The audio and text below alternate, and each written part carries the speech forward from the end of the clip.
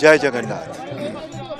जगन्नाथ जी के क्षेत्र में, जगन्नाथ जी के स्थान में दर्शन करने का मुझे सौभाग्य मिल रहा है आज। मैं पहले भी यहाँ आया हूँ और अब हम एक इस खास काम के लिए आए हैं। उसके लिए जो काम हम यहीं से शुरू कर रहे हैं, एक कार्यक्रम है सुनो श्री राम कहानी, जो म्यूज़िकल है, जिसमें रामायण के संवाद हैं, जिसमें रामायण के सीन्स हैं और काफ़ी कुछ एंटरटेनमेंट भी है।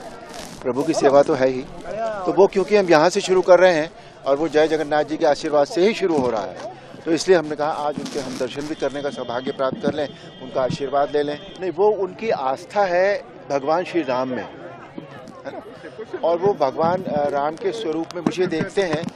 ये शायद इसलिए हुआ कि पहले कभी इतना पॉपुलर कोई चीज़ हुई नहीं थी और इतने सालों तक कुछ और हुआ भी नहीं है, तो इसलिए उनके मन में बहुत सारे लोग कहते हैं मुझसे ये बात कि जब हम राम जी का ध्यान करते हैं तो आपकी छवि हमारे मन में आती है। तो मैं ये मानता हूँ कि वो छवि मेरी नहीं है, वो भगवान राम के प्रति उनकी आस्था है जो एक स्वरूप ले लेती है, जो एक आकार ले लेती है। समय गतिशील है, समय के अनुसार सब कुछ चेंज होता है, समय के अनुसार परिभाषाएं चेंज होती हैं, है ना? प्यार की, स्नेह की, आदर की, सब परिभाषाएं चेंज होती हैं।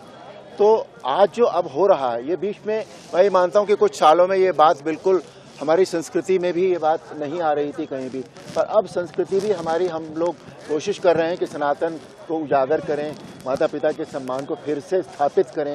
ये सारी चीज़ें जो हैं, अब पहले आप भी देखते होंगे पहले से कि भगवान राम का जो अब फिर से जो आस्था लोगों में बढ़ी है, उससे ये सारी बातें पैदा होंगी। देखो, रामायण एक ऐसी चीज़ है जो सारी संस्कृति, सारा मॉरल, सब कुछ हमें देती है। तो मुझे लगता है ये बात अब फिर से बच्चों के मन में, माँ बाप के मन में, भाई भाइयों के मन में पारिवारिक प्रेम जो है वो फिर से बढ़ना शुरू हुआ। श्री राम का मंदिर बन रहा है, उससे अच्छी बात कोई हो ही नहीं सकती थी।